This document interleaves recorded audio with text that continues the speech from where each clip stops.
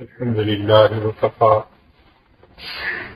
وسلام على عباده الذين اصطفى أما بعد أعوذ بالله من الشيطان الرجيم بسم الله الرحمن الرحيم يا أيها الذين آمنوا اصبروا وصابروا ورابطوا واتقوا الله لعلكم تفلحون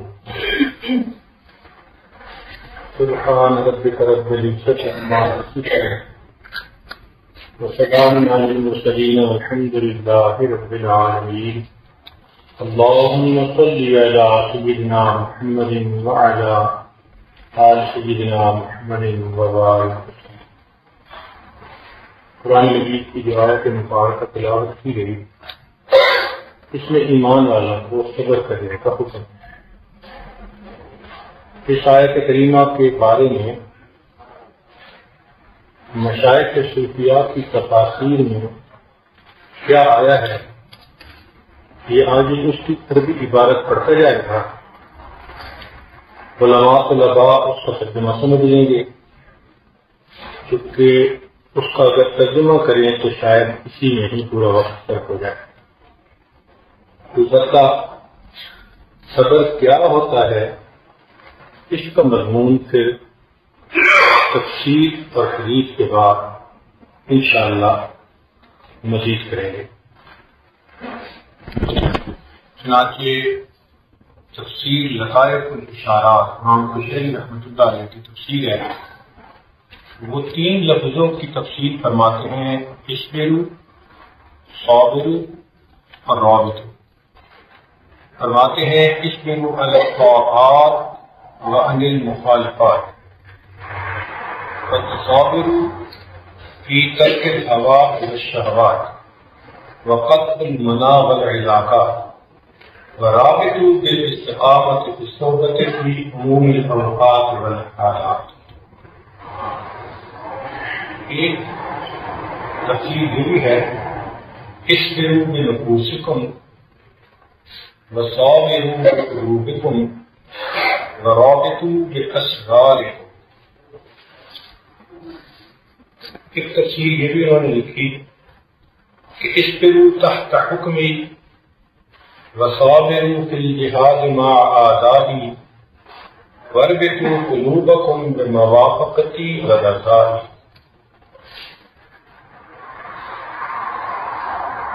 جعفر رحمۃ اللہ علیہ کا قول نقل کیا ہے انہوں نے، اصبروا عن المعاصی وصابروا عن الطاعات ورابطوا الارواح بالمشاہدات۔ ایک اور قول نقل کیا، اصبروا بجوارحکم علی الطاعات وصابروا بقلوبکم مع اللہ ورابطوا باسرارکم بالحقائق المحبہ۔ اور ایک تفسیر یہ لکھی، اصبروا باللہ وصابروا مع اللہ ورابطوا اسرارکم بالحقائق۔ تفسیر بحر المجید میں ابن ریبہ رحمۃ اللہ علیہ فرماتے ہیں، اصبروا علی حفظ مراسم الشریعہ وصابروا علی تحصیل انوار الطریقہ ورابطوا قلوبکم علی شہود انوار الحکیمہ۔ ایک تفسیر یہ فرماتے ہیں کہ اصبروا علی اداء العبادہ وصابروا علی تحقیق العبودیہ ورابطوا فی تحصیل القربہ۔ اور ایک عجیب تفسیر فرمائی، اصبروا علی تحقیق مقام الاسلام وصابروا علی دوام الایمان ورابطوا علی الوقوف فی مقام الاحسان۔ ایک جگہ فرمایا، اصبروا علی تخصیص الطاعات وصابروا علی رفض حضور الشہوات ورابطوا اسرارکم علی انوار المشاہدات۔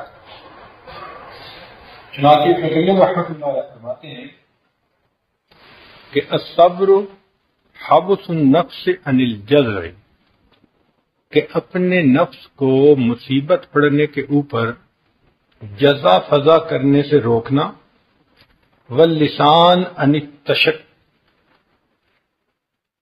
التشکی، شکوہ سے اپنی زبان کو روکنا، والجوارح عن لطم الخدود وشق الثياب، کپڑے پھاڑنا، منہ پہ تماچے مارنا مصیبت کے وقت میں۔ تو وہ تین چیزوں کا تذکرہ کرتے ہیں کہ ایک تو انسان آہ و بکا نہ کرے، زبان سے الفاظ نکالنا بے صبری کے، دوسرا شکایت نہ کرے، اور تیسرا عورتیں جیسے کسی مصیبت کے وقت میں اپنے منہ پہ ہاتھ مار لیتی ہیں، تو ان چیزوں سے بچنا، یا کوئی کپڑے پھاڑ لیتا ہے، ان تمام چیزوں سے بچنے کا نام وہ فرماتے ہیں کہ صبر ہے۔ اور اللہ رب العزت کے پیارے حضور صلی اللہ علیہ وسلم نے بتلایا، الا ادلکم علی ما یمحو اللہ بہ الخطایا، کیا میں تمہیں نہ بتاؤں وہ چیز کہ جس کے ذریعے سے اللہ رب العزت تمہاری خطاؤں کو معاف فرماتے ہیں، دھو دیتے ہیں، وَيَرْفَعُ بِهِ الدَّرَجَاتِ، اور تمہارے درجات کو بلند فرماتے ہیں۔ قالوا بلا، صحابہ نے عرض کیا اے اللہ کے حبیب صلی اللہ علیہ وسلم ضرور بتائیے۔ فرمایا اسباغ الوضوء علی المکارہ، کہ سردی کے وقت میں جب وضو کرنا ذرا مشکل ہوتا ہے، ایسے تنگی کے وقت میں صبر کرنا، یہ بھی انسان کے گناہ معاف کرتا ہے، درجات کو بڑھاتا ہے۔ وَكَثْرَةُ الْخُطَىٰ إِلَى الْمَسَاجِدِ، اور نماز با جماعت پڑھنے کے لیے مسجد کی طرف چل کے جانا، یہ بھی انسان کے گناہوں کو مٹاتا ہے، درجات کو بڑھاتا ہے۔ وَإِنْتِظَارُ الصَّلَاةِ بَعْدَ الصَّلَاةِ، اور ایک نماز کے بعد دوسری نماز کے انتظار میں رہنا، یہ بھی انسان کے گناہوں کو مٹاتا ہے، درجات کو بڑھاتا ہے۔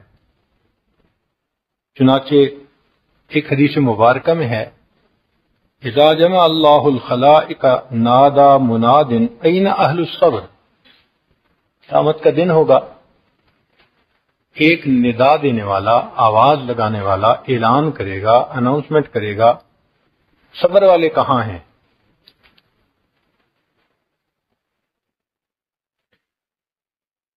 فیقوم ناس، کچھ لوگ کھڑے ہوں گے، اور وہ فینطلقون سراعا الی الجنہ، جلدی سے جنت کی طرف وہ بھاگ پڑیں گے، چل پڑیں گے۔ فیلقاہم الملائکۃ فیقولون، ملائکہ ان کو ملیں گے اور یہ کہیں گے،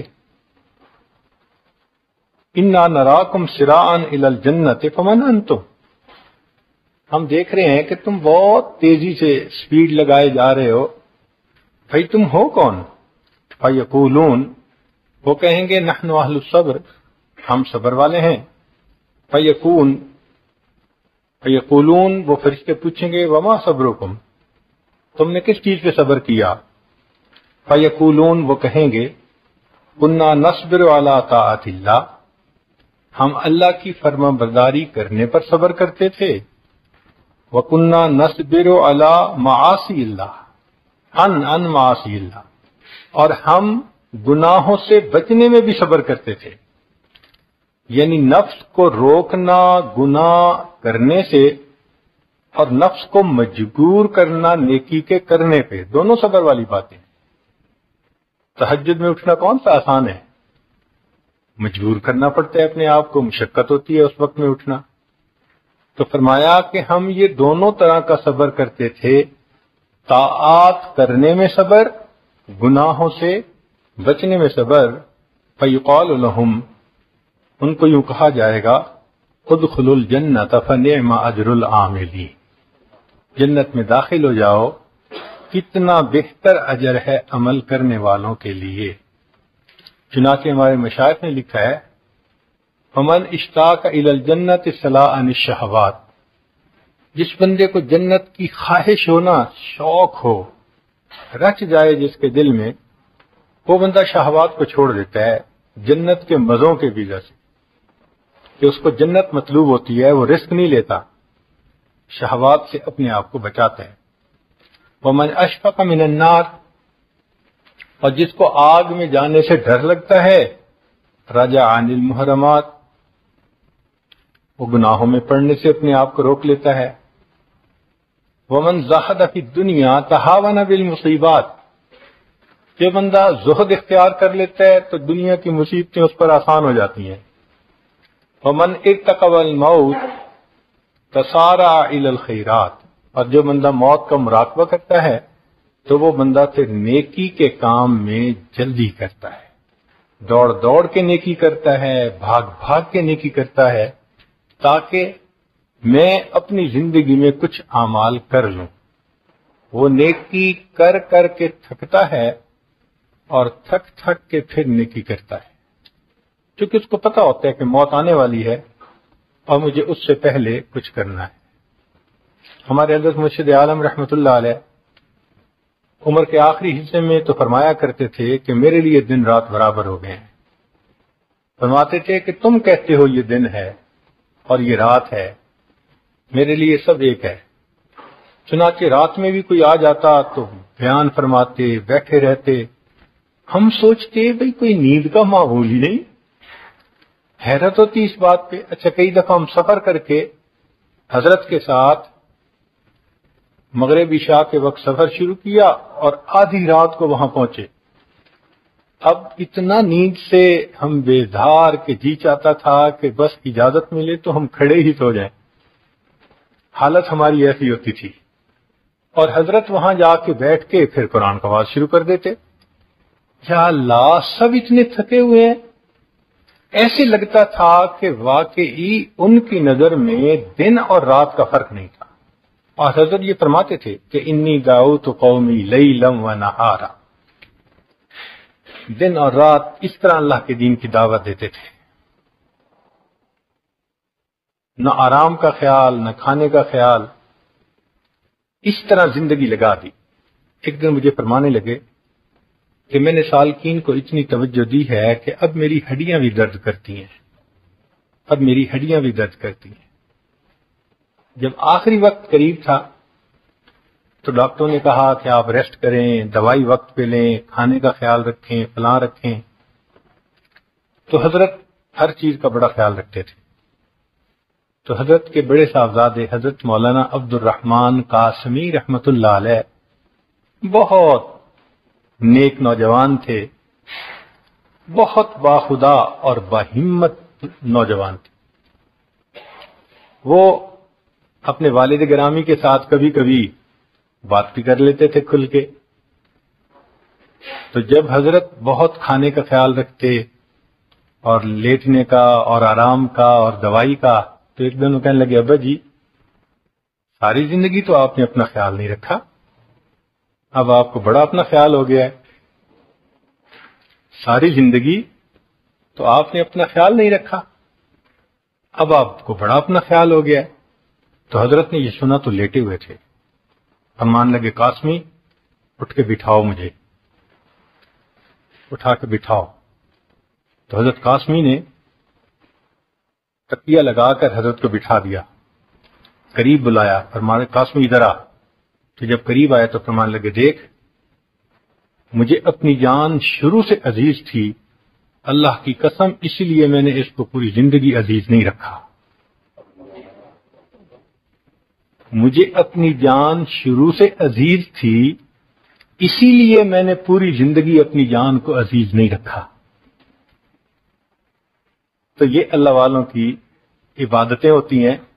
حقیقت میں ان کو اپنی جان عزیز ہوتی ہے ان کو، مگر وہ یہ سمجھتے ہیں کہ عزیز کا مطلب آرام دینا نہیں ہے، عزیز کا مطلب اپنی جان کو مشقت میں ڈال کے اللہ کے ہاں درجہ پا کے چلے جانا، اس کو عزیز کہتے ہیں۔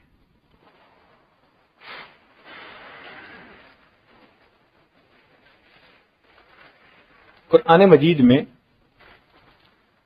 صبر کے بہت زیادہ فضائل بتائے گئے ہیں۔ ایک تو فلاح کو صبر کے ساتھ نتھی کیا گیا، جیسے اصبروا وصابروا ورابطوا واتقوا اللہ لعلکم تفلحون، اس سے فلاح ملتی ہے۔ اور دوسرا مضاعفت اجر الصابرین، جو صبر کرنے والے کو اجر ملتا ہے وہ کئی گنا زیادہ ہوتا ہے۔ اللہ فرماتے ہیں انما یوفی الصابرون اجرہم بغیر حساب، کہ صبر کرنے والوں کو تو ہم بلا حساب اجر عطا فرما دیں گے۔ سبحان اللہ، رب کریم اگر کہیں کہ بلا حساب اجر، تو ذرا اندازہ لگائیں نا کہ کتنا اجر ہوگا۔ اللہ اکبر۔ پھر صبر کرنے والوں کو اللہ کی معیت ملتی ہے، ان اللہ مع الصابرین۔ پھر صبر کرنے والوں کو اللہ رب العزت مدد عطا فرماتے ہیں، استعینوا بالصبر والصلاۃ، تو اللہ کی مدد آتی ہے۔ اللہ کی مدد اترتی ہے، فرمایا بلا ان تصبروا وتتقوا ويأتوكم من فورهم هذا يمددكم ربكم۔ سبحان اللہ، یعنی فرشتوں کے نازل ہونے کی بشارت ان کو دے رہے ہیں کہ تم نے صبر کیا اس وجہ سے۔ بخمسۃ آلاف من الملائکۃ مسومین، نبی اسلام نے فرمایا ان النصر مع الصبر، کہ اللہ کی مدد تو صبر والے کے ساتھ ہوتی ہے۔ تو جو صبر کرتا ہے اللہ کی مدد ملتی ہے، اور اس صبر کی وجہ سے اللہ کی حفاظت ہوتی ہے۔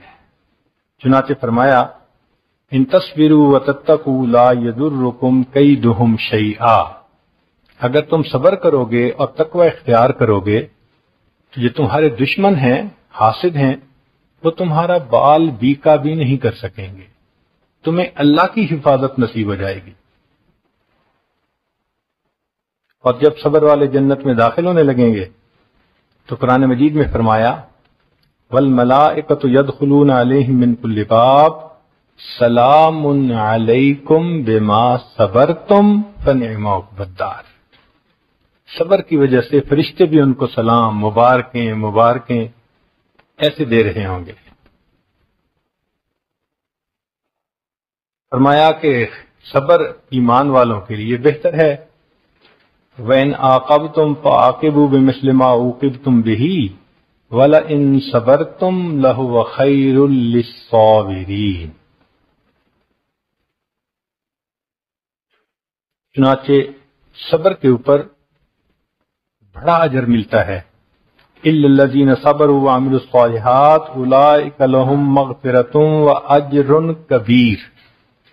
کبیر کا لفظ استعمال فرمانا اندازہ کر سکتا ہے انسان کہ اللہ رب العزت کتنا زیادہ اجر فرمائیں گے۔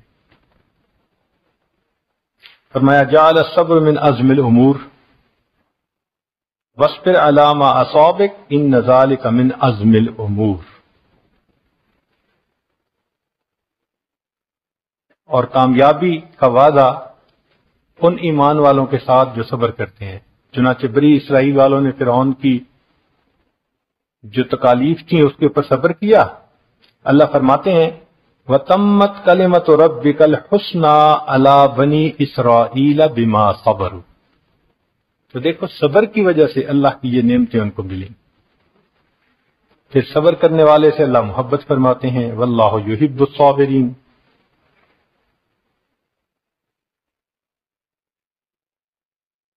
پھر صبر کرنے والا ہی اللہ کی نشانیوں سے سبق پاتا ہے۔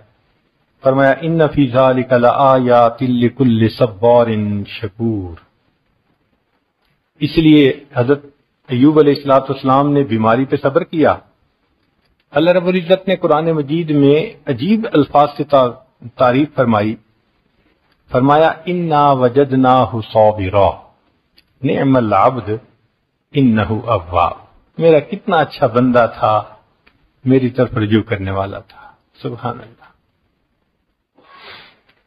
کہتے ہیں کہ کسی نے ایوب علیہ السلام سے جب بیماری ختم ہو گئی تو اس کے بعد پوچھا تھا کہ حضرت آپ کی بیماری کا وقت اچھا تھا یا اب اچھا ہے؟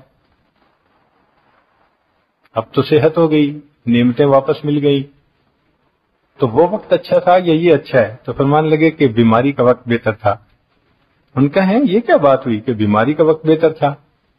کہنے لگے ہاں، جب بیمار تھا صبح ہوتی تھی اللہ تعالیٰ پوچھتے تھے ایوب تیرا کیا حال ہے، اور اس ہم کلامی کا یعنی جو الہام فرماتے تھے مزہ مجھے شام تک رہتا تھا۔ جب شام ہوتی تھی دوبارہ تعزیت فرماتے تھے ایوب تیرا کیا حال ہے۔ بیماری تو چلی گئی مگر اللہ کی جو وہ باطن کی ہم کلامی تھی اس کا مزہ مجھے اب بھی تڑپا دیتا ہے۔ اللہ کی رحمت کی نظر ہوتی ہے، ماں کا بیٹا رو رہا ہو تو ماں کا کتنا ترس آتا ہے۔ ایسے جو انسان پریشان حال ہو، مصیبت میں ہو، تو اللہ رب العزت کو بھی اس بندے کے اوپر ترس آتا ہے۔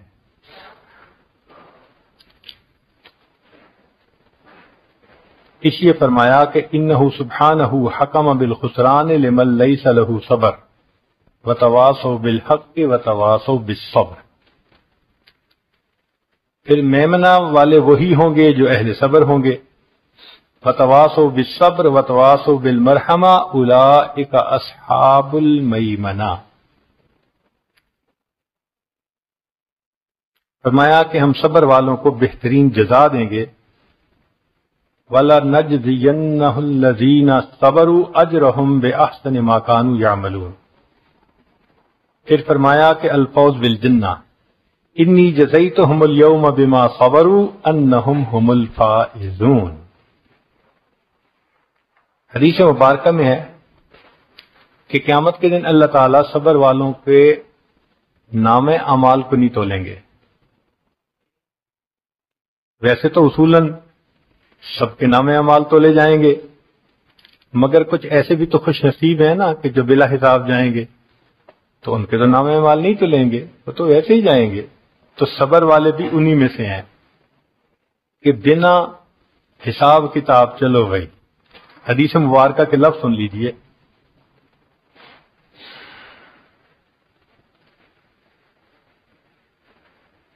حدیث قدسی ہے، اللہ رب العزت ارشاد فرماتے ہیں اذا وجہت الی عبد من عبیدی مصیبتا فی بدنہ او مالہ او ولدہ، جب میرے بندوں میں سے کسی بندے کو کوئی مصیبت پہنچتی ہے، بدنی مصیبت یعنی بیماری، مال کی مصیبت یعنی نقصان کا ہو جانا، اور ولدہ یا بچوں میں سے کسی کا فوت ہو جانا، تو اللہ تعالیٰ فرماتے ہیں ثم استقبل ذالک بصبر جمیل، اور وہ اس کا استقبال کرتا ہے ان مصیبتوں کا صبر جمیل کے ساتھ۔ استحییت منہ یوم القیامت ان انصب لہ میزانا او انشر لہ دیوانا، تو مجھے قیامت کے دن حیا آئے گی کہ میں اس بندے کا نام اعمال کھولوں یا اس کے لیے میں میزان قائم کروں کہ اس نے تو دنیا میں صبر کیا اور میں اس کا حساب کتاب لوں۔ اللہ فرماتے ہیں میں اس کا حساب نہیں لوں گا۔ چنانچہ صبر والے لوگ بنا حساب کے جنت میں جائیں گے۔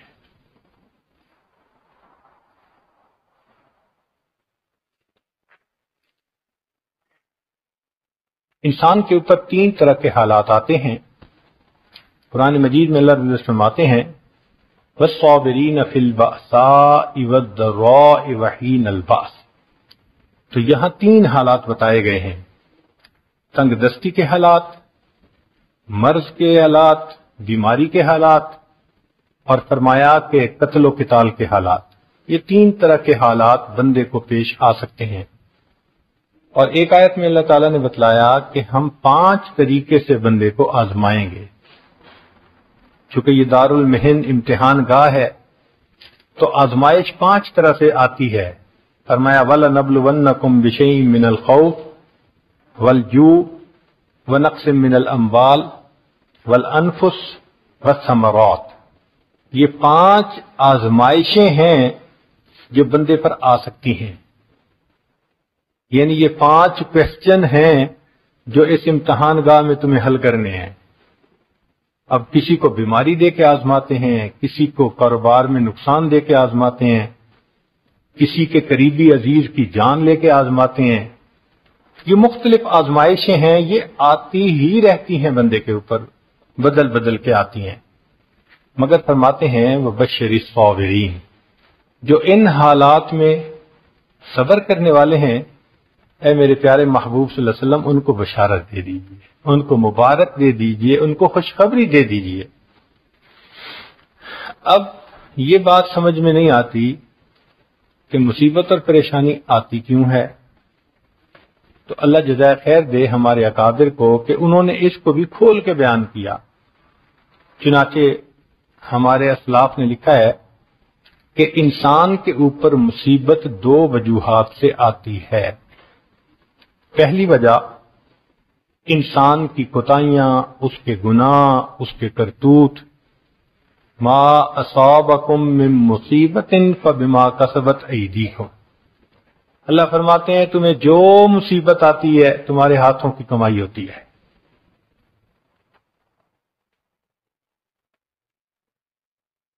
یہ مثال یوں سمجھ لیجئے کہ غلطی ہوئی تو تھپڑ پڑ گیا، کہ بندہ بھی گناہ کرتا ہے تو اللہ تعالیٰ اس کو سمجھانے کے لیے کوئی مصیبت بھیج دیتے ہیں.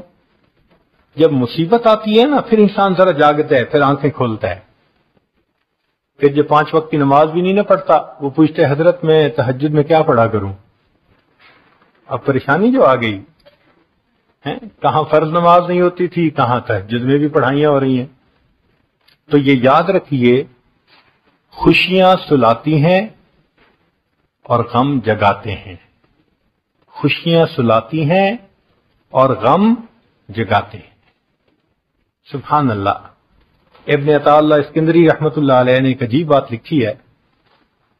پہلی مرتبہ جب میں نے پڑھی تو میں نے اس بات کو پڑھنے کے بعد مستقل بیٹھ کے ان کی مغفرت کی دعا کی.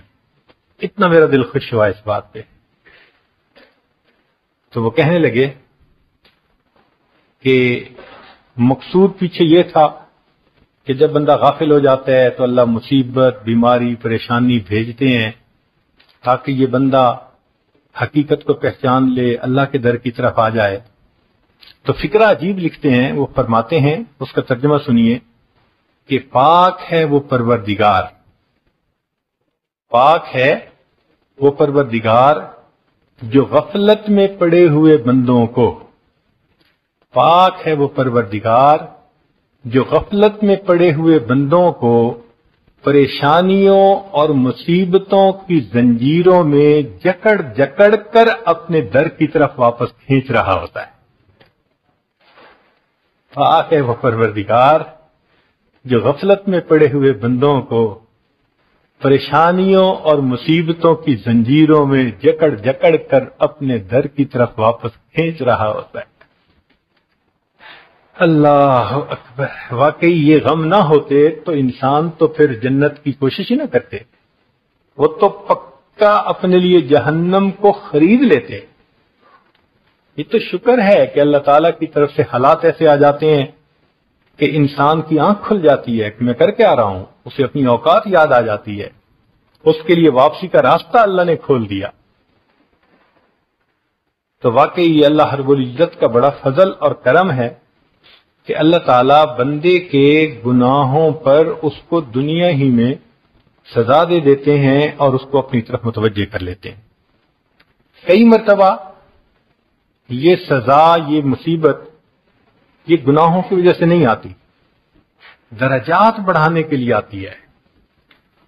مثال کے طور پہ بندے نے دعا مانگی، اللہ مجھے قیامت کے دن اپنے محبوب کے قدموں میں جگہ عطا فرما دے. دعا قبول ہو گئی. اب عمل تو ہے نہیں کہ قدموں میں جگہ ملے، تو کیسے ملے گی؟ تو اللہ رب العزت اس کے لیے بہانہ بناتے ہیں، کوئی بیماری بھیج دی، کوئی مصیبت بھیج دی، کوئی پریشانی بھیج دی.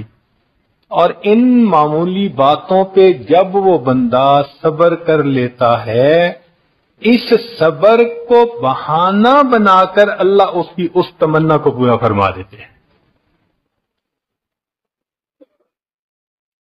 تو آنے والی مصیبت ہمیشہ بری تو نہیں ہوتی، کئی مرتبہ اس میں فائدے بھی ہوتے ہیں. بھئی دیکھیں، ہر تکلیف بری نہیں ہوتی. کئی تکلیف تو ایسی ہوتی ہے کہ بندہ اس تکلیف کو برداشت بھی کرتا ہے اور تکلیف دینے والے کو پیسے بھی دیتا ہے. آپ بتائیں کہ اگر آپ کے جسم پہ کوئی بڑا پھوڑا ہو اور ڈاکٹر کے جناب اس کا آپریشن کرنا ہے، فیس ادا کریں گے؟ ہاسپٹل کی فیس بھی دیں گے، سرجن کی بھی فیس دیں گے. وہ کرے گا کیا؟ وہ چیرے گا. سبحان اللہ. چیر پھاڑ کے پیسے دے رہے ہیں اور بعد میں شفا ہوتی ہے تو اس کو دعائیں بھی دے رہے ہوتے ہیں. تو تکلیف پہنچانے والے کو پیسے بھی دیتے ہیں، دعائیں بھی دیتے ہیں. اس لیے تکلیف ہمیشہ بری نہیں ہوتی. اس لیے دعائیں دیتے ہیں، پیسہ دیتے ہیں کہ یہ چھوٹی تکلیف ختم ہو جاتی ہے، بڑی تکلیف سے بندے کو بچا لیتی ہے. اسی طرح اللہ تعالیٰ بھی کئی مرتبہ بڑے عذاب سے بچانے کے لیے اپنے بندوں پہ چھوٹی تکلیف بھیج دیتے ہیں. ہم چونکہ کوتاہ نظر ہیں، ہم اس کو محسوس نہیں کر پاتے کہ بھئی اس میں ہمارے لیے فائدہ کیا تھا، اس میں ہمارے لیے حکمت کیا تھی. ہم بس ذرا سی پریشانی مصیبت آئی تو واویلا مچانا شروع کر دیتے ہیں. اچھا یہ دیکھیں کہ بے صبری کا فائدہ کیا ہوتا ہے. مصیبت تو ٹلتی نہیں جو آ چکی ہوتی ہے. ہاں اتنا ضرور ہوتا ہے کہ اس مصیبت پہ جو اجر ملنا تھا وہ اجر ملنا بند ہو جاتا ہے. مصیبت پہ جو اجر ملنا تھا اجر ہی بند ہو جاتا ہے. تو پھر بے صبری کا فائدہ کیا ہوا؟ اس سے تو بہتر تھا انسان صبر کرتا تو اس کی وجہ سے اجر کا تو امیدوار ہوتا نا. تو فرمایا پہلی بات ما اصابکم من مصیبت فبما کسبت ایدیکم، اور دوسرا فرمایا ما اصاب من مصیبت فباذن اللہ، جو مصیبت تمہیں پہنچتی ہے اللہ کے علم سے، اللہ کی مرضی ہے. اللہ آزمائش میں بھی بھیج دیتا ہے. چنانچہ انبیاء کرام پر جو مصیبتیں آئیں وہ ان کے درجات بڑھانے کے لیے آئیں، قرب کے اعلیٰ ترین درجات ملے، وہ اس لیے تھیں. اب مصیبت آنے کی وجوہات تو سمجھ میں آ گئی. چنانچہ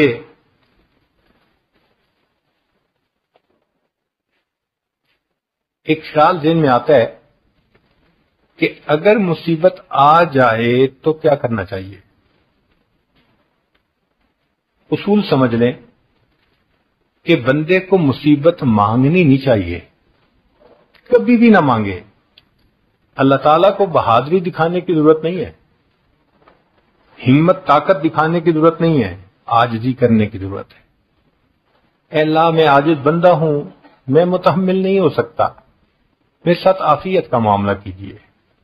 تو مصیبت مانگے نہیں، اور اگر آ جائے تو واویلا نہ مچائیں، اب اس کے اوپر صبر کر لیں. مگر قرآن مجید نے طریقہ بتا دیا کہ بھئی یہ مصیبت کم کیسے ہو سکتی ہے. مثال کے طور پہ کوئی فوت ہو گیا تو شریعت کہتی ہے کہ اس وقت تم یوں کہو انا للہ و انا الیہ راجعون. ان الفاظ کے پڑھنے سے دل کو تسلی ہو جاتی ہے. اچھا معنی بھی دیکھ لیجئے ذرا اس کے. انا للہ، اس کا معنی یہ ہے کہ ہم اللہ کے ہیں، ہم اللہ کی ملک ہیں، اللہ ہمارا مالک ہے. تو بھئی مالک کو اختیار ہوتا ہے نا، کسی چیز کو اوپر کی سٹوری پہ رکھ دے یا نیچے کی سٹوری پہ رکھ دے. تو یہ تو مالک کا اختیار ہے. کوئی کہہ تو نہیں نہ سکتا جی آپ نے کرسی خریدی اس کو اوپر کی سٹوری پہ کیوں رکھا، جی آپ نے اس کرسی کو بیسمنٹ میں کیوں رکھا. وہ کہے کہ بھئی مالک ہوں، جب تک چاہوں اوپر رکھوں، جب تک چاہوں بیسمنٹ میں ڈال دوں. تو اللہ ہمارے مالک ہیں، جب تک چاہیں گے زمین کے اوپر رکھیں گے، جب چاہیں گے اس کی بیسمنٹ میں ڈال دیں گے، قبر میں پہنچا دیں گے. تو کوئی کچھ کہہ سکتا ہے کہ کیوں بچے کو جوانی میں موت آ گئی، لڑکپن میں موت آ گئی. بھائی مالک کی مرضی ہے. تو انا للہ ان دو لفظوں نے یہ میسج دے دیا کہ تم اتنے بے صبر کیوں ہو رہے ہو. جس کی ملک تھی اس کا اختیار تھا، اس نے جب تک دنیا میں رکھا اور جب چاہا دنیا سے اگلے جہان میں پہنچا دیا. تو انا للہ کے الفاظ پڑھ کر وہ جو غم ہوتا ہے وہ تھوڑا کم ہو جاتا ہے. اب اگلی بات کہ دل کہتا ہے کہ اللہ ملک آپ کی تھی، ملکیت تھی، آپ نے بیٹا ماں سے تو لے لیا، مگر ماں کا تو دل دکھتا ہے نا، اور ملاقات کا دل چاہتا ہے تو ماں کیا کرے. تو اللہ نے بتلا دیا کہ دیکھو ملاقات کی دو صورتیں ہیں. ایک تو یہ کہ وہ واپس آ جائے تمہارا بیٹا، یہ پاسبل نہیں کہ مرنے کے بعد کوئی واپس آئے. ہاں ایک صورت یہ ہے کہ اپنے وقت پہ جب تم مرو گے تو ہم تجھے اس سے ملا دیں گے. یہ ملاقات کی دوسری صورت پاسبل ہے. اس لیے فرمایا کہ انا للہ و انا الیہ. تو پڑھنے والے کو تسلی ہو رہی ہوتی ہے کہ اچھا وہ اگر گیا ہے تو میں نے بھی تو جانا وہی ہے نا. اچھا عجیب بات ہے کہ جب سفر دونوں کا ہونا پھر کوئی پریشانی نہیں ہوتی. مثال کے طور پہ چھوٹی بچی ہے حنانا، وہ روتی ہے، وہ چاہتی ہے کہ بس میں اپنے بڑوں کے ساتھ رہوں. جب ایک دفعہ آنا تھا اس کو چھوڑ کے، اس نے تو رو رو کے بے حال ہو گئی، ترس آتا تھا اس کو دیکھ کے. ہم نے سوچا کہ بھئی ہم اس کو آئندہ اس طرح نہیں چھوڑیں گے، تو ہم نے اگلی دفعہ اس کے لیے بھی عمرے کی ٹکٹ کروا لی یا حج کی ٹکٹ تھی. مگر اللہ کی شان کہ ہماری سیٹ 3 دن پہلے کی تھی اور اس کی سیٹ 3 دن بعد کی تھی.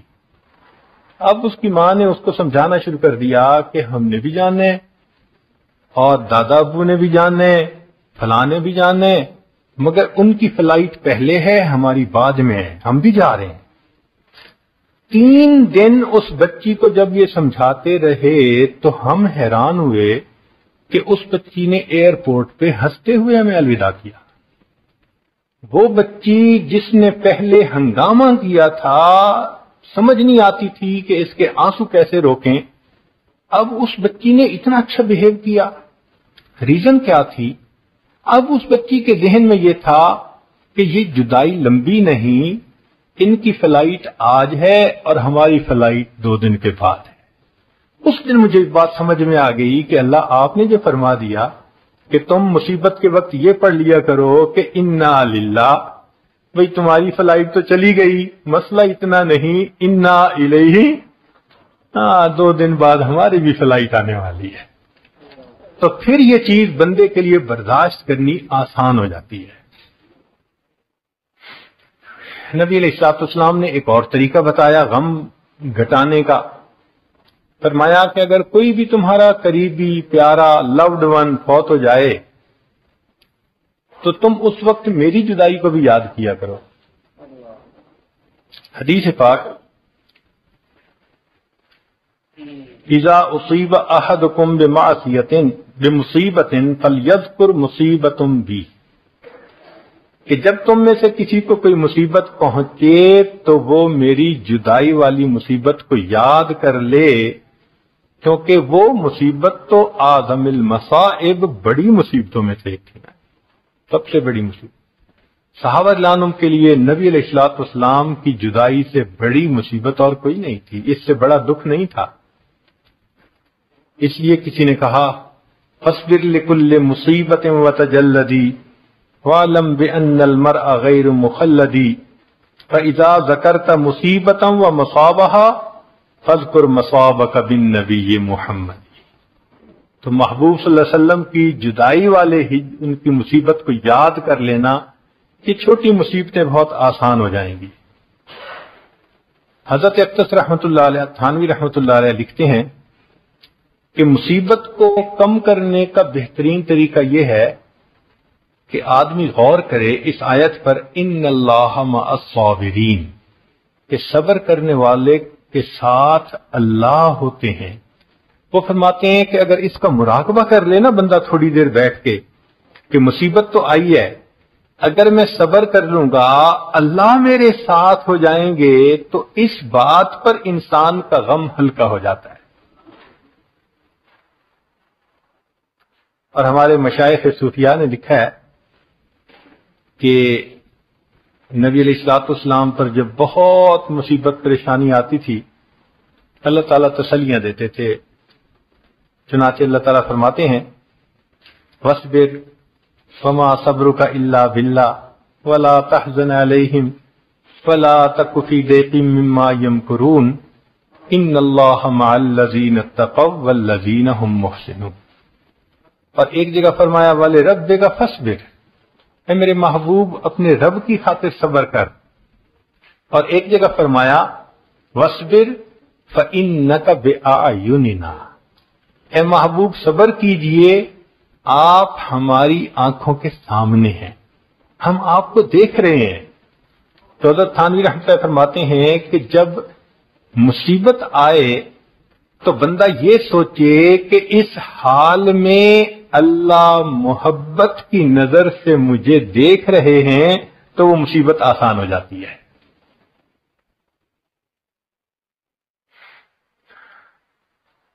جیسے کسی عاشق نے کہا تھا بجرم عشق تو امی کشند غوغائی، تو نیز برسر باما عجب تماشائی، کہ اے محبوب تیرے عشق کے جرم میں مجھے قتل کیا جا رہا ہے، ذرا تو کھڑکی کھول کے جو ہے جھانک لے اور دیکھ لے کہ میں اس وقت تیرے نام پہ اپنے آپ کو قربان کر رہا ہوں۔ تو فرماتے ہیں کہ دنیا کے محبوب جو ہیں وہ یہ الفاظ کہتے ہیں، تو جو اللہ کے عاشق ہوں ان پر کوئی مصیبت آئے تو وہ تو پھر اس پہ پریشان نہیں ہوتے، اس کو من جانب اللہ سمجھتے ہیں۔ اس لیے کسی نے کہا تیرا غم بھی مجھ کو عزیز ہے، تیرا غم بھی مجھ کو عزیز ہے کہ وہ تیری دی ہوئی چیز ہے، تیرا غم بھی مجھ کو عزیز ہے کہ وہ تیری دی ہوئی چیز ہے۔ محبوب کا دیا ہوا غم بھی اچھا لگتا ہے بندے کو۔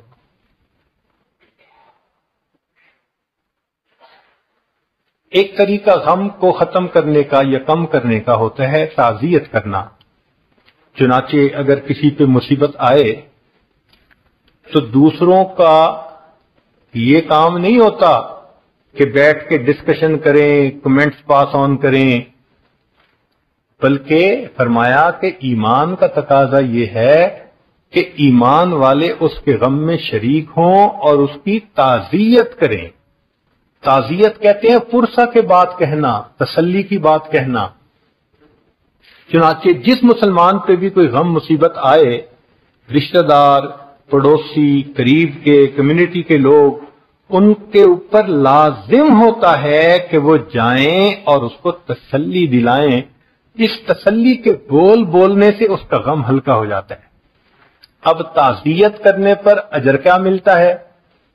ذرا توجہ سے سنیے کہ نبی علیہ الصلوۃ والسلام نے ارشاد فرمایا ما من مؤمن یعزی اخاہ بما بہ الا کساہ اللہ من حلل الکرامۃ یوم القیامہ۔ کوئی بندہ نہیں جو اپنے بھائی کی غم کی حالت میں تعزیت کرے مگر تعزیت کرنے پر اللہ قیامت کے دن اس کو عزتوں کی پوشاک عطا فرمائیں گے، پوشاک پہنائیں گے اس کو۔ سبحان اللہ۔ آج گریجویشن ہوتی ہے نا، تو جو بچے گریجویشن کرتے ہیں ان کو گاؤن پہناتے ہیں۔ تو یوں سمجھ لیں کہ جو دوسرے مسلمان بھائی کی تعزیت کرنے کا عادی ہوگا، اللہ رب العزت ساری مخلوق کے سامنے قیامت کے دن اس کو عزت کا گاؤن پہنائیں گے۔ کتنا بڑا اجر ہے جو اس وقت انسانوں کو یہ مل رہا ہوگا۔ چنانچہ سیدنا عباس رضی اللہ عنہ جب فوت ہوئے تو ایک بدوی آیا دیہاتی، اور اس نے عبداللہ ابن عباس رضی اللہ عنہ کو تعزیت کی، تو تعزیت عجیب الفاظ میں کی، کہنے لگا اصبر नकुन बिका साबिरीन फइन्नमा सब्रुर रइयत बाद सब्रुर रासी, कि आप सब्र करें क्योंकि आपके सब्र पर हम सब्र करेंगे, इसलिए कि रैयत का सब्र उनके अमीर और हाकिम के सब्र के ऊपर होता है। खैरुम मिनल अब्बास अजरु का बादहू, जो अब्बास लानों के जाने के बाद आपको अजर मिला वो उनसे तुम्हारे लिए ज्यादा बेहतर है। वल्लाहु खैरुम मिनका लिल अब्बासी, और तुम्हारे से ज्यादा बेहतर अब्बास के लिए अल्लाह है जिसके पास के वो चले गए। तो मजमून कितना प्यारा था कि आप सब्र करें, इसलिए कि बड़ों के सब्र के ऊपर छोटों का सब्र होता है। और दूसरी बात यह की कि आपको अब्बास लानों के जाने के बाद जो अजर मिलेगा वो आपके लिए ज्यादा बेहतर होगा, और तुम्हारे पास रहने की निस्बत अब्बास लानों के लिए अल्लाह के पास चले जाना ज्यादा बेहतर है। क्या खूबसूरत ताज़ियत के अल्फाज थे जो एक देहाती ने आके अब्दुल्लाह इब्न अब्बास लानों को कह दिए। चुनांचे सब्र एक ऐसा इबादत है कि जिसका अजर दुनिया से मिलना शुरू हो जाता है। कुछ इबादतें तो है ना जिनका अजर आखिरत में मिलेगा, ये उन इबादत में से है कि दुनिया से ही शुरू। चुनांचे अल्लाह ताला फरमाते हैं बशर साबिरीन, सब्र करने वालों को आप बशारत दे दीजिए क्या कि उलाइका अलैहिम सलवातुम मिर रब्बिहिम व रहमा व उलाइका हुमुल मुहतदून, उनके ऊपर अल्लाह की तरफ से रहमतें और बरकतें हैं और यही लोग हैं जिनको अल्लाह ने सीधे रास्ते की रहनुमाई फरमाई है। तो सब्र करने पर अल्लाह की रहमतें उतरती हैं, बरकतें उतरती हैं और इंसान को सीधे रास्ते की रहनुमाई मिलती है। इसलिए हदीस पाक में है, ये बात बड़ी अजीब है। मुमकिन है कि आप में से बहुत सारे दोस्तों के लिए नई हो।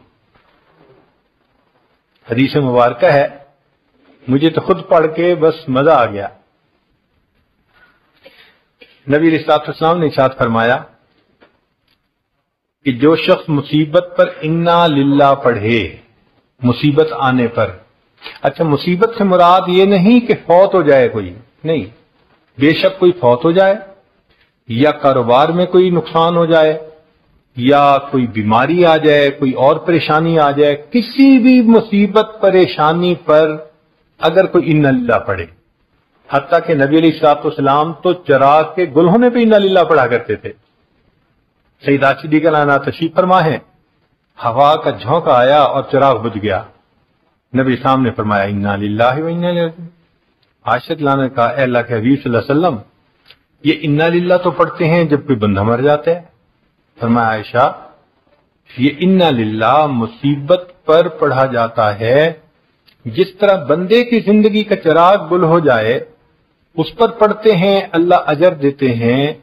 ये रोशनी का चिराग अगर गुल हो गया, इस पर भी अगर पढ़ेंगे तो अल्लाह अजर अता फरमाएंगे। जो अल्लाह इतना मेहरबान हो कि चिराग के बुझने पे अजर देता है, वो क्या परेशानी होती है, छोटी सी बात है ना, मामूली सी, उस पर भी इन्ना लिल्लाह पढ़े तो सवाब मिलता है। सुभान अल्लाह। अब जरा सुनिए कि जो मुसीबत पर इन्ना लिल्लाह पढ़े उसके लिए अल्लाह ताला जन्नत में घर बनवा देते हैं।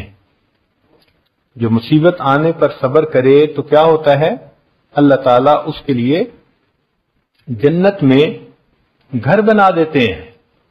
अब यहां तक तो बात मामूल की थी, मगर हदीस पाक का अगला हिस्सा सुनिए कि फरमाया कि जब कभी उस मुसीबत को याद करके बाद में वो बंदा दोबारा इन्ना लिल्लाह पढ़ता है, अल्लाह उसको सदमाए ऊला के बराबर अजर अता फरमाते हैं।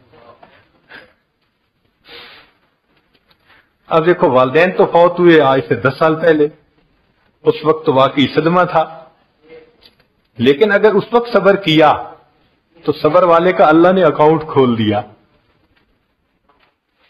भाई तुमने सब्र किया ना, इसको कहते हैं बेहिसाब अजर। کہ اکاؤنٹ کھول دیا. اچھا بھائی اگر تمہیں زندگی میں تمہیں کبھی یاد بھی آئے نا اور یاد آتے ہی تم پھر ان للہ پڑھو گے, جتنا اجر اس وقت دیا تھا اتنا اجر اس وقت پھر عطا فرما دیں گے. سبحان اللہ, سبحان اللہ. عجیب مضمون ہے کہ اس کو پڑھ کے تو بندہ حیران ہو جاتا ہے. اب جو جتنی مرتبہ یاد آئے اتنی مرتبہ پڑھے. اب دیکھیں ماں تو پتہ نہیں اپنے بیٹے کو ہزاروں دفعہ یاد کرتی ہے, کتنا اجر پاتی ہوگی وہ, ذرا غور تو کریں.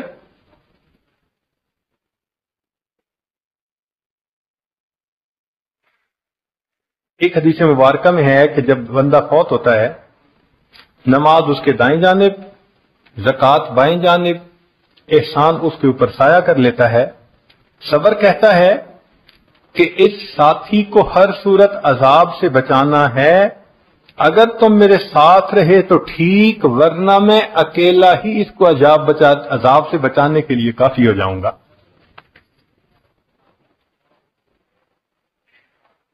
فن نامہ میں فرمایا تاشوی در روزگار از صابراں, غم مکن از دیدن سختی گراں, در بلا وقتے کے صابر نیستی, نزد اہل صدق شاکر نیستی, بے شکایت صبر تو باشد جمیل, باکسے کم کن شکایت از خلیل, گر ہمی داری فرح را انتظار, در بلا جد صبر نبود ہیچکار.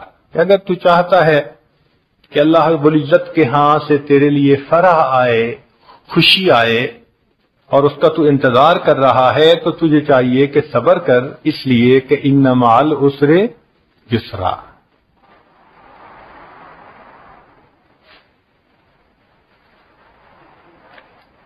اسی حدیث پاک میں ہے کہ جب کوئی بندہ بیمار ہوتا ہے تو اللہ تعالیٰ فرشتوں کو فرماتے ہیں کہ دیکھو میرا یہ بندہ بیمار ہو گیا, جو صحت کے زمانے میں یہ معمولات کرتا تھا اب یہ نہیں کر سکے گا, تم اس کا اجر اسی طرح لکھتے رہنا, اسی طرح لکھتے رہنا. اور پھر دوسری بات یہ کہ اس کی ہر کروٹ کے بدلنے پر بھی اجر لکھنا, اور فرمایا کہ یہ کراہے گا, ہر کراہنے کے اوپر سبحان اللہ پڑھنے کا اجر لکھنا. اللہ اکبر, سبحان اللہ. مومن کے کیا مزے ہیں, نعمت ملے تو شکر ادا کرو تو بھی جنت, اور غم آئے صبر کرو تو بھی جنت. اللہ تیری شان بڑی ہے. اس لیے فرمایا اذا احب اللہ عبدا ابتلاہ, اللہ جب کسی بندے سے محبت فرماتے ہیں آزماتے ضرور ہیں, مگر وہ آزمائش اس کے درجے بڑھانے کے لیے ہوتی ہے, اس کو اپنے قریب کرنے کے لیے ہوتی ہے. تندیے باد مخالف سے نہ گھبرا اے عقاب, یہ تو چلتی ہے تجھے اونچا اڑانے کے لیے. تو یہ غم جو آتے ہیں نا اونچا اڑاتے ہیں. ہماری زبان میں کہتے ہیں سکھ دکھاں تو دیواں وار, دکھاں آن ملائم یار. ان سکھوں کو میں دکھوں پہ قربان کر دوں, دکھوں نے مجھے میرے یار سے ملا دیا, دکھوں نے مجھے میرے یار سے ملا. چنانچہ حضرت مجد رسانی رحمۃ اللہ علیہ فرماتے ہیں کہ انسان کی تربیت اللہ تعالی دونوں طرح سے کرتے ہیں, کبھی جمال کی تجلیات کے ذریعے سے اور کبھی جلال کی تجلیات کے ذریعے سے. جب جمال کی تجلیات ہوتی ہیں تو بہاریں ہوتی ہیں, رزق کی فراوانی, عزت کی فراوانی, لوگوں کی زبان پہ تعریفیں, گھروں میں محبتیں, پیار, آسانیاں. یہ اللہ تعالی کی جمال کی نظر ہونے کی دلیل ہوتی ہے. اور کبھی کبھی اللہ تعالی بندے کو جلال کی تجلی سے بھی آزماتے ہیں. تو جب جلال کی تجلی ہوتی ہے, کوئی فوت ہو جاتا ہے, کوئی بیمار ہو جاتا ہے, کاروبار میں لاس ہو جاتا ہے, کوئی اور ایسا کام ہو جاتا ہے کہ جس سے ذلت ہوتی ہے, خواہ کا کوئی مسئلہ بن جاتا ہے, کوئی نہ کوئی ایسی دکھ پریشانی کی بات بن جاتی ہے, تو بندہ سمجھ لے کہ اب میری جلال کی تجلیات سے تربیت ہو رہی ہے. مگر فرماتے ہیں کہ عجیب بات یہ ہے کہ جب جمال کی تجلیات ہوتی ہیں تو سالوں کی عبادت پر وہ ترقی نہیں ملتی کہ جب جلال کی تجلیات آتی ہیں صبر کرنے پر لمحوں میں وہ ترقی مل جاتی ہے۔ اگر لوگوں کو مصیبت کے صبر کے اوپر اجر کا پتہ چل جائے تو یہ تو اللہ سے مصیبت مانگنے پہ تیار ہو جائیں، اتنا اجر ہوتا ہے۔ مگر مشائخ نے منع کیا کہ مصیبت کوئی نہ مانگے، اللہ تعالیٰ کو بہادری دکھانے کی کوئی ضرورت نہیں، وہ بن آزمائے بھی اجر دے سکتا ہے۔ تو اس لیے ابدیت ہی دکھائیں کہ اللہ بس کمزور ہوں، میں اس قابل نہیں ہوں ناپ تول کے، بس تو ویسے ہی مہربانی فرما دے اور اجر عطا فرما دے۔ چنانچہ غم کم کرنے کا ایک طریقہ کہ بندہ یہ سوچے کہ میرے گناہوں کی میل دھوئی جا رہی ہے۔ جیسے ماں بچے کو دیکھتی ہے کہ اس کے جسم پہ نجاست لگ گئی، بدبو آ رہی ہے، تو ماں سے برداشت نہیں ہوتا، بچے کو اٹھا کے لے جاتی ہے۔ اب بچہ رو رہا ہوتا ہے مگر وہ اس کا رونا برداشت کرتی ہے، پانی ڈال کے دھوتی ہے، چاہے سردی کا موسم ہو چاہے کچھ ہو، اور جب بچہ دھل جاتا ہے پھر اس کو پاؤڈر خوشبو لگا کے اچھے کپڑے پہنا کے لاتی ہے تو دیکھنے والے اس کو گود میں لے لیتے ہیں۔ یہی معاملہ کہ اللہ رب العزت بھی بندے کو دیکھتے ہیں کہ میرے بندے نے یہ خطا کی، یہ گناہ کیا، یہ گناہ کیا، اب میل زیادہ ہو چکی، اب اس کو صابن لگانے کی ضرورت پیش آ گئی، تو پھر اللہ تعالیٰ غم کا صابن بھیج دیتے ہیں۔ تو اس وقت بے صبری کا مظاہرہ نہیں کرنا چاہیے، ورنہ جو بے صبری کا مظاہرہ کرتا ہے اللہ پہلے سے بڑی مصیبت بھیجتے ہیں، اور بے صبری کرتا ہے اس سے بھی بڑی مصیبت آتی ہے۔ اس کی مثال ایسے سمجھیں کہ جیسے باپ بچے کو سمجھانا چاہتا ہے کہ یہ سوری کر لے، تو پہلے تو اس کو بلا کے کہتا ہے کہ تم نے غلطی کیوں کی، نیت ہوتی ہے کہ میرے کہنے پر ہی سوری کر لے تو معاف کر دوں گا۔ اب اگر وہ بچہ نہیں سمجھتا تو ذرا ترش نظروں سے دیکھتا ہے، تمہیں کہا نہیں تھا۔ مقصد کیا ہوتا ہے کہ اب مان جا۔ اب اگر پھر بھی وہ نہیں یہ بات کہتا تو پھر اس کو پکڑ کے دھمکاتا ہے، دو لگاؤں گا تو، اور پھر بھی نہیں سمجھتا تو پھر ایک لگا بھی دیتا ہے، اور جب دیکھتا ہے کہ تھپڑ لگانے سے بھی نہیں سمجھا پھر جوتا اتارتا ہے۔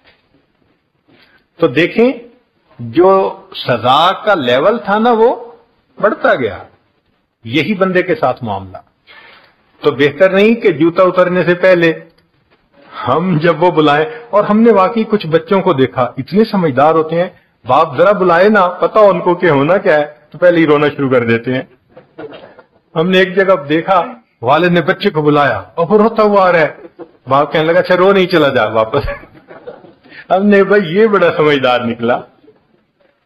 تو اللہ والوں نے بھی یہی طریقہ سکھایا ہے کہ تم پہلے ہی رونا شروع کر دو، اللہ کمزور ہوں، اللہ میں بس گناہگار ہوں، خطا کار ہوں، میں نادم ہوں، میں شرمندہ ہوں، پلیز اللہ پلیز بس مجھے معاف کر دیجیے۔ اللہ تعالیٰ مہربانی فرما دیتے ہیں، وہ تو چاہتے ہیں معاف کرنا، بندے نے تو معافی کی شکل بنانی ہوتی ہے، وہ تو بہانہ ڈھونڈتے ہیں۔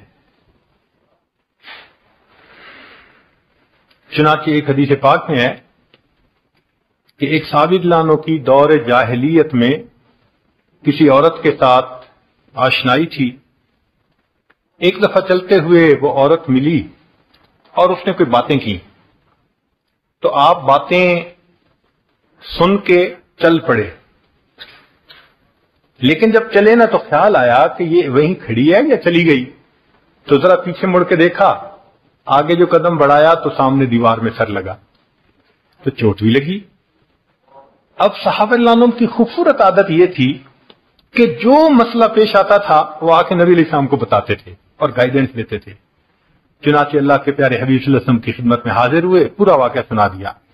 اے اللہ کے حبیب صلی اللہ علیہ وسلم، اس طرح میرا اس کے ساتھ تعلق تھا اسلام سے پہلے کا، بہت قریب تھی، قدرتاً مل گئی، اس نے کچھ باتیں کی، میں نے سن تو لی، لمبی گفتگو نہیں کی، چل پڑا، لیکن آگے جاتے ہوئے ایسی مجھے خیال آ گیا کہ یہ کھڑی ہے، یہ چل پڑی، تو میں نے ذرا پیچھے دیکھا تو آگے میرا سر جو ہے وہ دیوار کے اندر لگا تو مجھے بہت تکلیف ہوئی۔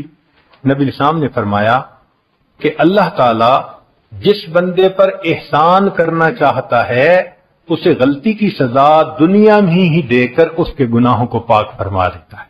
یہ نبی اسلام نے فرمایا کہ اللہ تعالیٰ جس بندے پر احسان فرمانا چاہتا ہے اس کے گناہ کی سزا دنیا میں ہی دے کر اس کو گناہ سے پاک فرما دیتا ہے۔ اس کا مطلب یہ ہوا کہ گناہوں کو دھونے کے لیے بھی یہ مصیبتیں آتی ہیں، تو کبھی درجہ بڑھانے کے لیے، کبھی دھونے کے لیے، تو بھئی اس میں رونے والی تو بات ہی کوئی نہیں، انسان کا تو فائدہ ہی فائدہ ہے۔ اب کرے کیا؟ یہ بھی سن لیجئے کہ مصیبت آ گئی اور اس کو کم کرنے کے لیے ہم نے کوششیں بھی کر لی، انا للہ بھی پڑھ لی، تعزیت بھی ہو گئی، ہم نے مراقبہ بھی کر لیا کہ اللہ کی معیت ملے گی، اجر ملے گا، اور مصیبت کم بھی ہو گئی، مگر کریں کیا؟ تو ہمارے مشائخ نے ہمیں آگے پھر روشنی دی، گائیڈ لائن دی، ان کا دیکھو، غور کرو۔ اگر تو یہ مصیبت تمہارے گناہوں کے سبب تھی تو تمہارے اوپر اب ان گناہوں سے استغفار کرنا اور بچنا ضروری ہو گیا۔ تم استغفار زیادہ کرو گے تو یہ مصیبتیں رک جائیں گی، ورنہ جب تک معافی نہیں مانگو گے، ایک تھپڑ کے بعد دوسرا، پھر تیسرا، یہ تسبیح ٹوٹ کے دانے گرتے جائیں گے اور پہلے سے بڑی مصیبت آتی جائے گی۔ اس لیے بہتر ہے کہ جلدی توبہ کر لو۔ تو اگر گناہوں کی وجہ سے آئی تو فرمایا کہ استغفار کر لو، اور اگر محسوس کرتے ہو کہ نہیں یہ اللہ کی طرف سے امتحان بن کے آئی تو فرمایا اللہ سے دعا مانگو، اللہ تعالیٰ دعا کی وجہ سے امتحان کو نرم فرما دیتے ہیں۔ تو دو ہی ہمارے پاس علاج ہیں اس کے، دونوں کام کریں، اس لیے کہ ہم نہیں جانتے کہ یہ کیوں آئی۔ ہمارا گمان تو یہ ہے کہ جو 100% مصیبتیں آتی ہیں ہمارے کرتوتوں کی وجہ سے آتی ہیں۔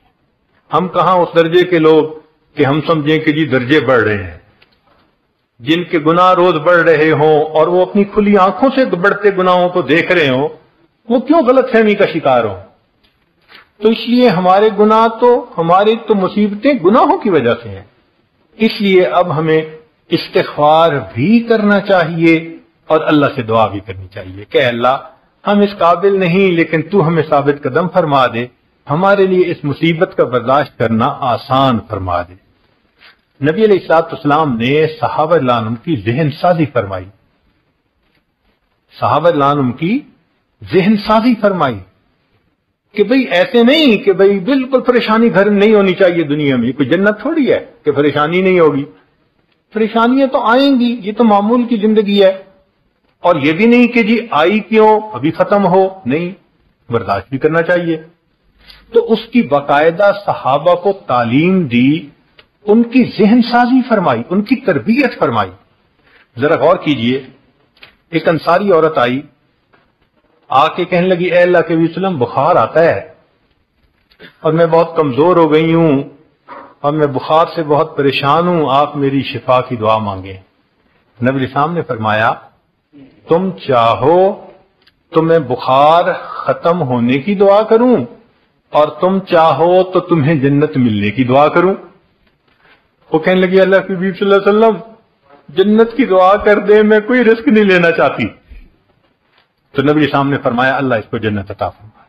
اب بخار دور ہونے کی دعا نہیں کی، بات سمجھتے ہیں نا، سمجھایا کہ دیکھو چھوٹی سی پریشانی ہے، اس کو برداشت کر لو، اللہ کی طرف سے۔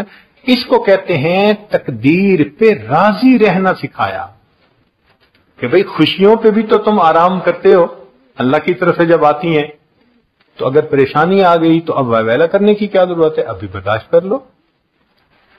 تو اس لیے اس کو یہ بات سمجھائی کہ چاہو تو شفا کی دعا کر دیتا ہوں اور چاہو تو میں جنت کی دعا کر دیتا ہوں۔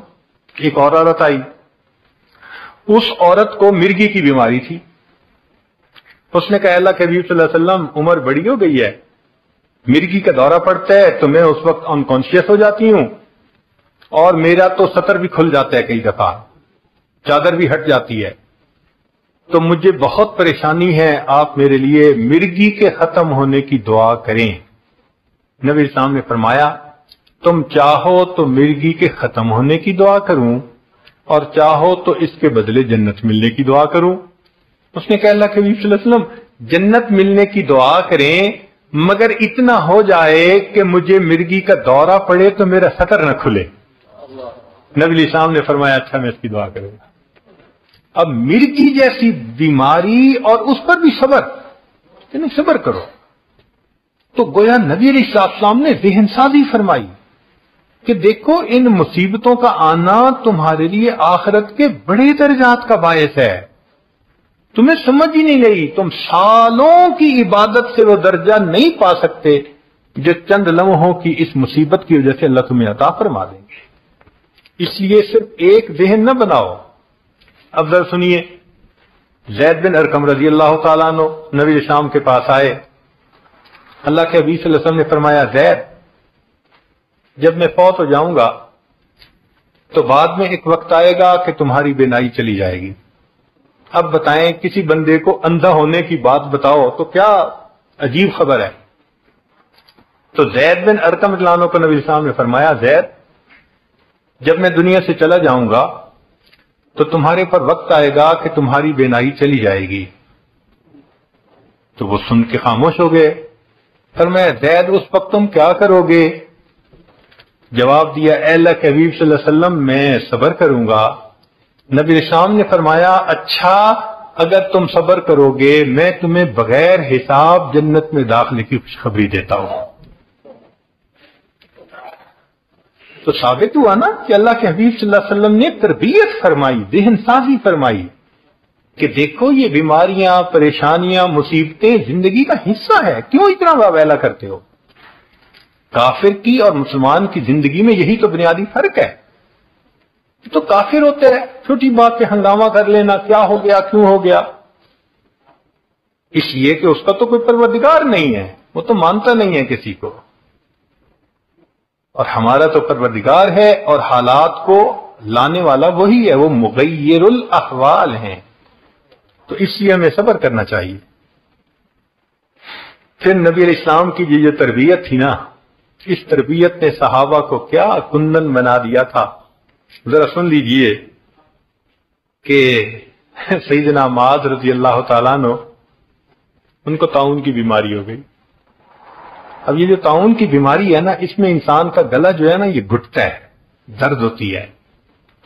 تو معاذ رضی اللہ عنہ کو جب طاعون کی بیماری ہوئی اور اس کا گلا گھٹتا تھا تو وہ اونچی آواز سے کہتے تھے اللہ تو جتنا چاہتا ہے میرا گلا گھونٹ لے، تیری عزت کی قسم تو جانتا ہے میں ابھی بھی تم سے محبت کرتا ہوں۔ اللہ اکبر، محبوب صلی اللہ علیہ وسلم کی تربیت کیا کام آئی کہ اللہ تو جتنا چاہتا ہے میرا گلا گھونٹ لے، تیری عزت کی قسم میں ابھی بھی تجھ سے محبت کرتا ہوں۔ سبحان اللہ، سبحان اللہ کو کتنا پیار آتا تھا ہوگا، ہے ان پہ کتنا پیار آیا ہوگا کہ اس بیماری اور اس حال میں یہ میرا بندہ کہہ رہا ہے میں اس حال میں بھی تجھ سے محبت کرتا ہوں میرے اللہ۔ اللہ اکبر، مرد تو مرد تھے، عورتوں کے بھی دل نبی علیہ الصلوۃ والسلام نے بہت بڑے بنا دیے تھے۔ ام سلیم رضی اللہ تعالیٰ عنہ عورت زاد ہیں، خاوند پردیس میں ہے، پیچھے بیٹے کی ولادت ہوئی، اور جب جس رات خاوند نے پہنچنا تھا چند گھنٹے پہلے بیٹے کی وفات ہو گئی۔ اب بتائیں ماں بیٹے کی وفات پر کیا کرتی ہے؟ کوئی پوچھ کے روتی ہے؟ تو شور مچ جاتا ہے، اس کے تو آنسو اس کے قابو میں نہیں ہوتے۔ مگر یہ وہ صحابیہ تھی کہ جس کو نبی علیہ السلام کا پڑھایا ہوا سبق یاد تھا، تو جانتی تھی کہ صبر کے اوپر اجر ملتا ہے۔ اب اس نے سوچا میں رہوں گی، میرا خاوند پردیس سے آئے گا اور آتے ہی اسے بچے کی موت کی خبر ملے گی تو وہ مسافر پہنچتے ہی پریشان ہوگا اپنے گھر پہ، تو اس کا دل دکھے گا، تو میں بیوی کا کیا فائدہ۔ اس نے بیٹے کی وفات کی بات کو اپنے دل میں رکھا، نہلا دیا، بچے کے اوپر کپڑا ڈال دیا اور خود بن سنور کے تیار ہو گئی۔ ذرا غور کیجئے، میاں آئے، پوچھا میں اتنے مہینے پہلے گیا تھا تو آپ اس وقت حاملہ تھیں، کیا بنا؟ اللہ نے بیٹا دیا تھا۔ ان کا بیٹا کہاں ہے؟ کہنے لگا بڑا پرسکون ہے۔ اب پرسکون کا لفظ ایسا کہہ دیا جو زو مانا تھا کہ خامن سمجھا سویا ہوا ہے، چلو بھائی رات کا وقت ہے، صبح اٹھیں گے تو ملاقات کر لیں گے، اور وہ تو کہہ رہی تھی کہ پرسکون ہے، مرنے کے بعد پرسکون ہو جاتا ہے بچہ۔ تو خامن کو نہیں اندازہ ہوا، چنانچہ انہوں نے کھانا کھایا۔ پھر رات کا جو وقت تھا میاں بیوی نے بات چیت کی، حتیٰ کہ اس رات وہ اکٹھے بھی ہوئے، ملے بھی صحیح۔ ذرا تصور کیجئے جس ماں کے بیٹے کی لاش چارپائی پہ سامنے پڑی ہو، کیا سینے میں دل ہے اس کا کہ اپنے خاوند کی خوشی کی خاطر وہ اپنے خاوند کے ساتھ وقت گزار رہی ہے؟ اس کا دل تو رو رہا ہوگا نا اندر سے بچے کی جدائی پہ، اس کے دل کی کیا حالت ہوگی؟ قربان جائیں صحابیات نے نبی اسلام کی تعلیمات کو کیسے قبول کیا۔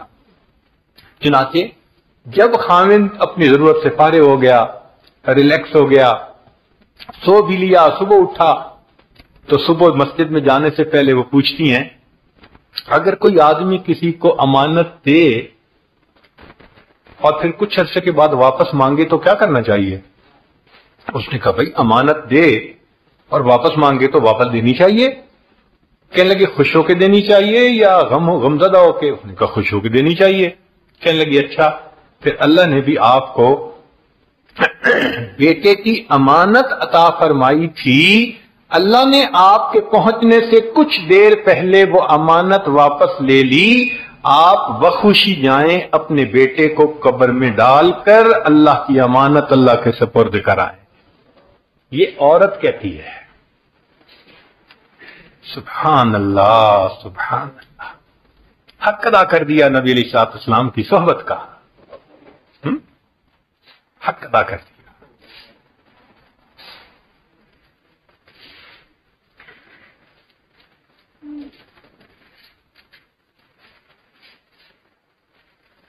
ہم نے تو ابھی مصیبتوں کو دیکھا ہی نہیں، ہم نے تو ابھی مصیبتوں کو دیکھا ہی نہیں۔ یہ کیا مصیبتیں ہوتی ہیں؟ کسی رشتہ دار قریبی کا فوت ہونا، بیمار ہونا، دکھ پریشانی، یہ تو معمول کی چیزیں ہیں۔ لوگوں پہ تو ایسی ایسی پریشانیاں آتی ہیں، اللہ اکبر۔ نبی اسلام نے بنی اسرائیل کی ایک عورت کا واقعہ بتایا کہ طواف کر رہی تھی، کتابوں میں یہ واقعہ لکھا ہے، شاید کسی بزرگ نے بتایا ہوگا، ہاں، کہ وہ طواف کر رہی تھی اور کہہ رہی تھی اللہ میں اس حال میں بھی تجھ سے راضی ہوں۔ بار بار یہ لفظ کہہ رہی تھی، اے اللہ میں اس حال میں بھی تجھ سے راضی ہوں۔ پھر تھوڑی دیر بعد کہتی تھی اللہ اس حال میں بھی میں تجھ سے راضی ہوں۔ تو جب طواف کر چکی تو کسی نے پوچھا آپ کیا بات کر رہی تھی؟ تب اس نے اپنی کہانی سنائی۔ کہنے لگی میرے 3 بیٹے، تینوں بچپن لڑکپن کی عمر میں تھے، میں گھر کے اندر تنور میں روٹیاں پکا رہی تھی۔ ایک دن پہلے میرے خاوند نے بکری گھر کے اندر ذبح کی تھی، تو میرے بچے نے، بڑے نے اس کو ذبح کرتے دیکھا تھا۔ اب وہ خاوند نے چھری اندر کہیں رکھ دی، وہ بڑے بچے کو نظر آ گئی، تو وہ بڑا بھائی اپنے چھوٹے بھائی کو کہنے لگا تمہیں پتہ ہے ابو نے بکری کو ذبح کیا تھا؟ اس نے کہا اچھا، اس نے کہا میں تمہیں بتاؤں کیسے ذبح کیا تھا؟ اب وہ بچے کھیل میں، تو جو درمیانہ تھا وہ کہنے لگا بتاؤ۔ اس نے درمیانے بھائی کو لٹا لیا، اور بچے کو نہیں پتا تھا کہ وہ چھری کتنی تیز ہے۔ اس نے اس کو بتانے کے لیے کہ ابو نے ایسے گلے پہ چھری پھیری تھی، جو چھری پھیری تو وہ چھوٹے بھائی کا ونڈ پائپ کٹ گیا۔ اب جب ونڈ پائپ کٹا تو وہ تڑپنے لگا، اور جب تڑپا تو آواز آئی تو کہنے لگی کہ میں بھاگی۔ اندر جا کے دیکھا تو اس وقت تک میرے بیٹے کا سانس بند ہو چکا تھا، میرے بیٹے کا سانس بند ہو چکا تھا۔ تو میں بچے کو اٹھا کے کٹا ہوا گلا لا کے باہر چارپائی پہ میں نے لٹایا، تو میں نے سوچا کہ یہ میرا دوسرا بیٹا جو تھا وہ کہاں چلا گیا. وہ ڈر کے مارے لکڑیاں پڑی ہوئی تھیں ان کے پیچھے جا کے چھپ گیا. میں اسے ڈھونڈنے لگی کہ یہ بڑا گیا کہاں ہے. کہنے لگی جب میں گئی اور میں نے جا کے دیکھا تو جہاں وہ چھپا تھا وہاں سانپ تھا. سانپ نے اس کو ڈسا اور اس بچے کی لاش وہاں پڑی ہوئی تھی. تو کہنے لگی میں بڑے بیٹے کی لاش اٹھا کے لائی اور چارپائی پہ دوسرے بیٹے کی لاش کو بھی آ کے لٹا دیا. اتنے میں مجھے تیسرے کا خیال آیا کہ وہ جو رینگنے والا تھا چھوٹا کرول کرنے والا بیبی وہ کدھر, وہ تو میرے قریب ہی تھا. کہنے لگا جب میں نے آ کے دیکھا وہ تو کنویں کے وہ اس تنور کے اندر گر گیا تھا. کہتے ہیں اس کی کوئلہ بنی ہوئی لاش میں نے اپنے ہاتھوں سے اٹھائی. تینوں بیٹوں کی لاش میں نے چارپائی پر رکھی, ان کو نہلایا کفنایا. اللہ کی امانتیں اللہ کے سپرد کر کے عمرہ کرنے آ گئی اور میں کہہ رہی ہوں اللہ میں اس حال میں بھی تجھ سے راضی ہوں. اللہ میں اس حال میں بھی تجھ سے راضی ہوں. ہم نے تو مصیبتیں دیکھی نہیں ہیں ابھی. اللہ کے بندوں پہ کیا کیا گزرتی ہے. قریب کے زمانے میں بہادر شاہ ظفر وقت کا بادشاہ کہلاتا ہے, نیک طبیعت کا انسان تھا, لیکن اس کے ساتھ کیا ہوا کہ جب اس کو قید کیا تو دشمنوں نے 12 بیٹے تھے اس کے, ان کو گرفتار کر لیا اور پھر بہادر شاہ ظفر کو کہا جی ہم نے آپ کی دعوت کرنی ہے. اس کے لیے دسترخوان بچھایا گیا اور اس کو کہا کہ جی آپ برتن کھولیے اور اپنی دعوت کے لیے ابتدا کیجئے. وہ پہلا برتن کھولتا تھا, بڑے بیٹے کا سر اس کے اندر تھا. دوسرا کھولا, دوسرے کا سر. تیسرا بہادر شاہ ظفر نے 12 جوان بیٹوں کے سر اپنی آنکھوں کے سامنے دیکھے. اس پر اس نے کہا تھا نہ کسی کی آنکھ کا نور ہوں نہ کسی کے دل کا قرار ہوں, جو کسی کے کام نہ آ سکے میں وہ ایک مشت غبار ہوں. کوئی مجھ پہ آنسو بہائے کیوں, کوئی مجھ پہ دیپ جلائے کیوں, کوئی مجھ پہ پھول چڑھائے کیوں, میں وہ بے کسی کا مزار ہوں. میرا رنگ روپ بدل گیا, میرا یار مجھ سے بچھڑ گیا. میرا رنگ روپ بدل گیا, میرا یار مجھ سے بچھڑ گیا. جو چمن خزاں سے اجڑ گیا میں اسی کی فصل بہار ہوں. کبھی اللہ بہار دکھا دیتا ہے, تخت و تاج پہ بٹھا دیتا ہے, اور کبھی اللہ خزاں دکھاتا ہے. 12 جوان بیٹوں کے سر اپنی آنکھوں سے بندہ دیکھتا. ہم نے کہاں مصیبتیں دیکھی ہیں. اس لیے اللہ رب العزت نے ہمیں جس حال میں رکھا ہے ہم اللہ کا شکر ادا کریں. چھوٹی موٹی پریشانیوں پر نہ شکایت کریں, نہ شکوے کریں, نہ کوئی اور کریں. بس صبر کر کے اتنی دعا مانگیں میرے مولا کمزور ہیں, ہم ناپ تول کے قابل نہیں ہیں, ہم ناپ تول کے قابل نہیں ہیں. چنانچہ ایک نکتے کی بات سمجھ لیجئے کہ جو حفاظ ہوتے ہیں نا تو ان کو جب انعام دینا ہوتا ہے تو پھر کسی بڑے حافظ کو بلاتے ہیں. جو حدیث کے طلباء پاس ہوتے ہیں تو ان کو انعام دینے کے لیے کسی بڑے محدث کو بلاتے ہیں. یہ دستور ہے کہ بشارت کسی کامل سے دلوائی جاتی ہے پاس ہونے کی.